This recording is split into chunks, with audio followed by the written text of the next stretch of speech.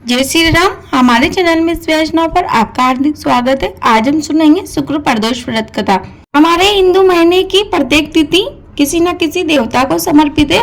उसी प्रकार से जिस तरह एकादशी तिथि भगवान विष्णु को समर्पित है, तो प्रदोष व्रत भगवान शिव को समर्पित है, जो त्रयोदशी तिथि के दिन रखा जाता है। प्रदोष के दिन भगवान शिव का पूजन प्रदोष काल में किया जाता है। इस दिन प्रदोष काल का अत्यंत महत्व है, जो कि सूर्यास्त से 45 मिनट पहले सूर्यास्त के 45 मिनट बाद तक की समय अवधि को प्रदोष काल कहते हैं। इसी समय में भगवान शिव का पूजन किया जाता है।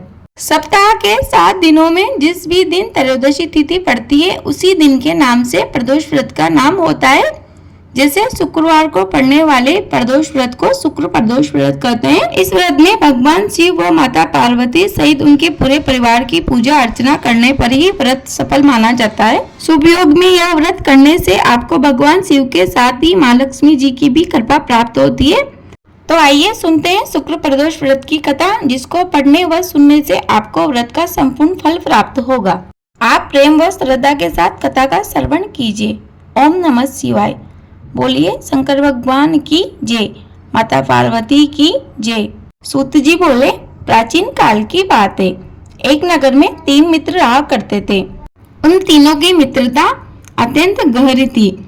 उनमें एक राजा का बेटा था, दूसरा ब्राह्मण का बेटा था व तीसरा एक सेठ का बेटा था। राजकुमार व ब्राह्मण पुत्र का विवाह हो चुका था। सेठ पुत्र का विवाह भी हो गया था, लेकिन अभी गोना नहीं हुआ था। गोना एक प्रकार की प्रथा है जो पुराने समय में काफी प्रचलित थी, जिसके अंतर्गत छोटी उम्र में विवाह कर दिया जाता था और एक निश्चित काल के लिए लड़की को अपने पियर में ही रोक लिया जाता था, तथा जब वह समय पूर्ण हो जाता था तो वापस उसे अपने ससुराल भेज दिया जाता था। ऐसे में जब सेठ के पुत्र ने अपने दोनों दोस्तों की बातें सुनी, तो उसने अपने मन में विचार किया कि मैं भी अपनी पत्नी को लेने अपने ससुराल जाऊंगा, और उसने ऐसा निश्चय कर लिया। सेठ पुत्र ने अपने घर आकर अपने माता पिता से कहा कि मैं अपनी पत्नी को लेने जाऊंगा। तब उसके माता पिता ने कहा, बेटा अभी शुक्र देवता डूबे हुए हैं। इन दिनों बहु बेटियों को उनके घर से विदा कराकर लाना शुभ नहीं माना जाता। अतः शुक्रोदय होने के बाद तुम अपनी पत्नी को विदा कर ले आना।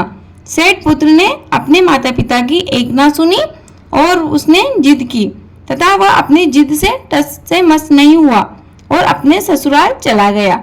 सास ससुर को जब उसके इरादे पता चला तो उन्होंने उसको समझाने की बहुत कोशिश की, परंतु वह नहीं माना। अतः उन्हें विवश होकर अपनी कन्या को विदा करना पड़ा। ससुराल से विदा होकर पति पत्नी नगर के बाहर निकले ही थे कि उनकी बैलगाड़ी का एक पहिया टूट गया और एक बैल की टांग टूट गई। सेठ के पुत्र की पत्नी को भी काफी चोट आई, परंतु सेठ के पुत्र ने आगे चलने का प्रयत्न जारी रखा। इतने में ही कुछ डाकुओं ने उन्हें घेर लिया और धन धान्य आदि लूट लिया। इसके पश्चात सेठ का पुत्र व उसकी पत्नी सहित रोता पीटता अपने घर पहुंचा। आते ही उसे सांप ने डस लिया। उसके पिता ने वेदों को बुलवाया। उन्होंने देखने के बाद घोषणा की कि आपका पुत्र 3 दिन बाद मर जाएगा। उसी समय इस घटना का पता ब्राह्मण के पुत्र को लगा। वह तुरंत सेठ के घर पहुंचा और उसने सेठ और सेठानी को शुक्र प्रदोष व्रत करने की सलाह दी और कहा, इसे पत्नी सहित वापस ससुराल भेज दो। सेठ ने उस ब्राह्मण पुत्र की बात मानी और अपने पुत्र को पत्नी सहित ससुराल भेज दिया, जहां उसकी हालत ठीक होती गई। यानी शुक्र प्रदोष व्रत के प्रभाव से उसके सभी कष्ट दूर हो गए। यह कथा यही समाप्त होती है। कथा अधूरी रही हो तो पूरी कर जो, पूरी हो गई हो तो मान कर जो व्यक्ति इस कथा को प्रेम व श्रद्धा के साथ सुने, भगवान उसकी सभी मनोकामनाएं पूर्ण करे। कथा समाप्त होने के बाद आप भगवान की आरती करें, भोग लगाए तथा उसके पश्चात ही भोजन करें। मुझे उम्मीद है आपको यह वीडियो अवश्य उपयोगी लगी होगी। प्लीज वीडियो को लाइक करें, शेयर करें, कमेंट बॉक्स में जय श्री महाकाल अवश्य लिखें। जय श्री राधे कृष्ण। आपका दिन शुभ हो। धन्यवाद।